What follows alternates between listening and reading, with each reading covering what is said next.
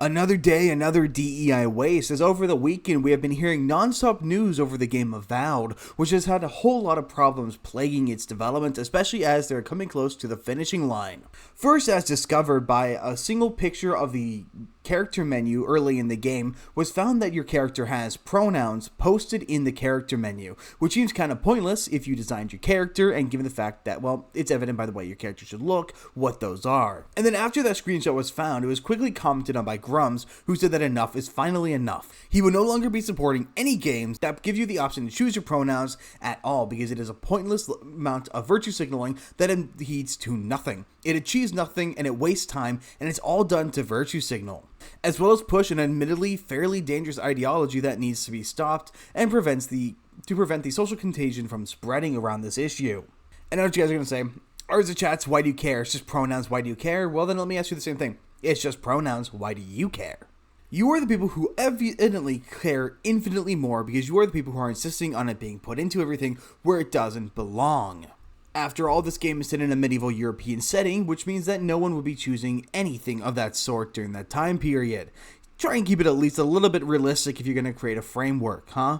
But after Grums made that statement, Elon Musk caught wind of it and even went out to tag Microsoft in regards to this statement, causing the lead art director to lose his mind on BlueSky. I'm surprised he could see it happening between all that kitty stuff. But without further ado, let's actually get into the articles. I'm a bit behind on news, so I have a handful of articles that I'll be going through in regards to this situation, so buckle up, grab a snack, and let's go through all of this. The first one is coming from SmashJT. Official Avowed account immediately blocks anyone questioning pronouns. Now, I think this is the perfect do's and don'ts of a marketing department, with Avowed showing you everything you don't do if you want people to care about your product. Because here's the thing, it takes a million things to go right for your game to succeed. It takes exactly one thing to go wrong for it to fail. A game doing blockbusters, or even getting a handful of people to play it, is a miracle in of itself, and if you are pushing people away, you're going to lose money no matter what. And especially in today's day and age, the audience is fickle, and if you aren't careful, you will lose them, and, well, we'll all be here to point and laugh at your idiocy for making the mistake that everybody else has been making. And this is all coming from the fact that the game's official X account and Reddit page are blocking users en masse for mild criticism or even polite questions, while dissent is also being silenced across the internet and on official forums. This heavy-handed approach has a ton of gamers out here questioning whether Avowed has completely lost its collective marbles, implying it ever had some to begin with. SmashJT, you were being far too generous. As has come from a tweet that is not featured for some reason, they blocked me and half the comment section for mentioning pronouns. They have openly alienated and attacked gamers. They deserve to flop. And out here, there are a bunch of other people commenting on, well, the level of blocking that has been going on. And down here, learning the law, criticizing the different character designs, because what the hell is even that? Shockingly enough, the one area that isn't seemingly overly censored is the Avowed Steam page, which I'm shocked by given the fact that community managers can delete posts from there as well. But the Reddit page is absolutely filled to the brim. Any kind of criticism gets you banned from the Reddit page without a second chance. And as SmashJT puts it down here, the main issue with him going through and blocking every single person who has an issue with the game is the fact that the irony here is that people being silenced are not radicals or trolls. They're overwhelmingly genuine prospective customers voicing valid criticisms or concerns regarding pronoun usage. Because guess what? The modern audience the general audience does not click with this stuff. They do not like it, they do not approve, they do not consent to this over-politicization of games that should be completely devoid of modern day politics. And now I know what the next criticism will be. Ours are chats, these games have always been political. They have been political in their own world. So yes, Dragon Age is a political game because you are dealing with political intrigue, but it is not a political game in the same way Dragon Age Veilguard is, because that game is dealing with real world politics. Pronouns is real-world, modern-day, 2024 politics, and does not belong in a game in any setting other than that one. In fact, it doesn't belong in that game either, but it especially does not belong in games set in other settings, such as medieval Europe, even if it is a fantastic version of medieval Europe. Now, if it was just about them blocking users every single time they say even something slightly disapproved of, it would be one thing. But Avowed has a huge slew of issues facing them regarding their marketing strategy and a lot of things coming out from the game. And it's all almost focused on the art director Matt Hansen, who has been dealing with a lot of crazy stuff as he's been saying non-stop crazy things. One of the big things that he had done is he went out and he attacked Elon Musk after Elon Musk had made the comments about his game. As after Elon Musk made that comment about Avowed, the art director Matt Hansen went out and said, "I wanted so badly to make him mad with my game, and I can't believe it actually worked," Hansen said on his BlueSky, of course, account, which you can only see if you're logged into the service. "Just wait until you see the default, you said sick little shit." I'm not sure what the sick here is, but of course, lovely language indeed. "It's honestly deeply surreal to have the world's richest shithead, I assume, boy whine about something I am making," he said, basking in his moment. "I'm quite frankly giddy. I cannot think of a single person in the world I would rather irritate." Problem is, this led to a lot of people discovering his stuff on BlueSky and digging deep into this man, if you can call him that, digging deep into this man lit, and finding a whole lot of things about him that, well, raise a few eyebrows. Most importantly, an issue that came up with Obsidian whistleblower tells all on Avowed art director Matt Hansen amid racist hiring allegations, as well as the co-founder of Obsidian himself urging any and all rejected devs to sue Avowed Studio over allegations of illegal racist hiring practices coming straight from things that the art director Matt Hansen had said. Now, starting with that whistleblower statement, one of the whistleblowers who works over at Microsoft-owned Obsidian Entertainment game studio has shown a light on toxic behavior from Avowed art director Matt Hansen. When Hansen took a major victory to celebrate the fact that ex-owner and world's richest man Elon Musk had called out his fantasy RPG Avowed for its use of optional pronouns in a fantasy setting, he couldn't have known what this whole scenario would snowball the way it has. And of course, this whistleblower went to Smash JT because that's where all of them go, because he's probably one of the best in the business. But according to the whistleblower, who is known as Doe in this discussion, the shift in the workplace dynamics began after Microsoft acquired Obsidian in November 2018 and made them part of Xbox Studios. They implemented some very strange corporate policies. The first tip-off to Doe that things weren't normal anymore was with the introduction of optional, but in reality mandatory pronouns in email, signatures, meetings, and other communications. And it wasn't long before an event he described as a misgendering incident swept through the company, which led to Matt Hansen sending out a company-wide email detailing a zero-tolerance policy on intentional or malicious misgendering. Or, you could grow a pair of balls, which I'm sure Matt Hansen is in desperate need of. Something else pointed out by Doe was that Matt Hansen was sick, extremely difficult to work with, citing an unwillingness to accept constructive criticism and a consistent tendency to make assumptions about lower-level employees' commitment, JT said. He also said around this time, the number of straight white male employees diminished until they could be counted on one hand. Which, of course, is another one of the major issues, but this just lays out the exact issue with the toxic positivity. If you can't stand constructive criticism, then people are going to treat you with baby gloves, and that's how we got Concord, and it looks like that's how we're going to get this.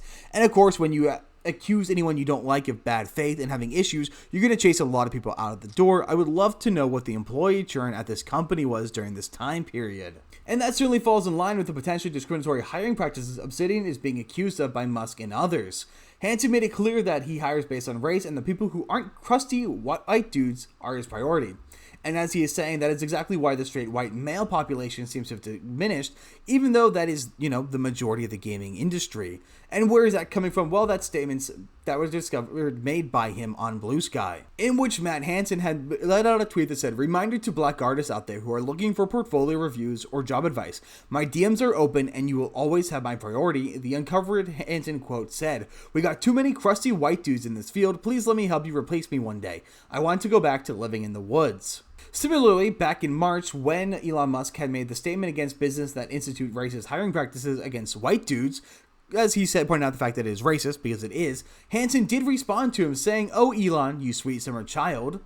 This will only embolden me, you sad sack of shit." Proving without a shadow of doubt that Hansen is in fact partaking, or at least claiming to partake, in racist hiring practices. And what has that led to? As I mentioned earlier, Chris Avellone, the co-founder of Obsidian, had put out a few tweets. Based on recent news, if you were rejected from an art position at Obsidian in the past few years, call a lawyer. Discrimination in hiring, especially for a Microsoft studio, can ensure you don't need to apply for a job ever again. And it shouldn't cost you a cent to initiate legal action. The lawyers will know what the case is worth, and they'll do the heavy lifting. This has nothing to do with my personal politics, but I believe strongly that hiring discrimination for any reason isn't something the industry should tolerate. I hope you agree. And I do, 1,000,000%, because, well, if you discriminate against hiring practices, if you discriminate against someone in hiring practices, what you are doing is you are alienating someone who could have a whole lot of value to bring to the industry. The thing is, if these people were qualified, then you wouldn't have to discriminate in your hiring practices. They would rise to the top of the cream anyway. But some people had some pushback for Avalon, with really shook the pillars of heaven this time, responding, "Stop, please stop being stupid. A post on an individual account by a guy who isn't even in charge of hiring isn't grounds for legal action. Yes, what that guy is saying is stupid doesn't mean you have to be stupid too." To which Avalon masterfully responds to, "Any professional art director is 100% plus involved in hiring art applicants. Hiring managers at a studio are not the ones who make the call. They are the ones who organize the interview process, not decide who to interview and accept." Which means that every single one of those applications must go through Matt Hansen's hands, and he's allowed to conveniently drop any of them that happen to be the wrong kind of people off into the shredder. And it seems like Avalon might have some grounds to stand on, as he has a lot of alienation with Obsidian, so it would make sense that he would like to see Obsidian get the justice they deserve after what happened to him back in 2020, when 2 women accused him of sexual misconduct and harassment without any proof. Avalon was immediately let go from several game projects. However, he sued his 2 accusers for libel and won 7-figure settlements from them. The accusers then recanted their statements, noting that the press had misinterpreted their comments. "Mr. Avalon never sexually abused either of us," these 2 women said after losing their case. "We have no knowledge that he has ever sexually abused any woman." And of course, I just really like the way that Ian Miles Cheong had put it out from the Other View podcast, as is recorded here. "Microsoft's gaming division is excluding whites from being hired to work on their video games." He said on X, "All of their new hires are unqualified queers and black people because the company's executives have made an explicit mandate against crusty old white dudes." Well, I'm glad to know I can still at least get hired over at Obsidian. Not that I would want to, because honestly, I think I would die listening to Hansen talk, because I'm sure he talks like this. And I'm sure he's got the world's most aggressive lisp, and by God, I'm sure he's just the definition of every single negative stereotype, all boiled into one with a nice little horrendous mustache to top it off. So I'm very glad that I'd only seen a little bit of stuff from Avowed, and I apologize for the bright screen behind me, but that's just, that's the Avowed thing. So, it's like I said, I'm very glad that I know very little about the game before all of this came out. Now, when this started to come out, I'd first seen a trailer. I'm like, oh, this game looks really cool. And then I immediately realized it isn't. And while it would suck if this game is actually good, despite all this, well, it would suck, but also be good, because good games hurt nobody. It would suck to see that a culture like this be rewarded. But let's be honest, when you see the way the characters look, the sheer amount of forced diversity throughout the game, where instead of looking like medieval Europe like it should, being set in medieval Europe, it looks like modern day San Francisco. I really don't understand why these RPG directors don't just set a game in ancient Africa. You could easily set a game in that region and have it similar to these, just change the location, and then you can have it be infinitely more diverse. Because to be very clear, the issue isn't diversity, the issue is forced diversity, and that has always been the issue. It isn't, oh, I hate blacks. It's, I don't want games that shouldn't be diverse to be forced to be diverse just to impede some kind of insane agenda that doesn't make any sense. And in all honesty, I really hope that Elon Musk, if they require it, does finance these lawsuits, and I'm really hoping a class action hits them, because while I have zero interest in working in games, the notion that someone should be denied the ability to do the job that they want to do because they're a crusty old white guy is a major issue, especially when you consider the fact that all of the good games just so happen to be made by us in the past. No one should be barred from working anywhere just for who they are, unless maybe gynecology, but that's an exception. No one at all should be restricted from working because of their race, because of their gender, because of their name, hair color, whatever. It doesn't matter. Those features, while they might have some implications in the real world, do not matter when it comes to hiring practices, and the only people who should be considered are the best for the job. And if that means that you only hire white people, maybe you should consider raising up other people to bring them equal, and not reduce your quality of standards just to reach that goal. As the saying goes, a rising tide raises all ships. So hopefully we can stop with this restriction movement and just bring everybody up so everything can move forward together. But that's pretty much all I've got. Let me know in the comments what you guys think, and I will see you guys on the next one.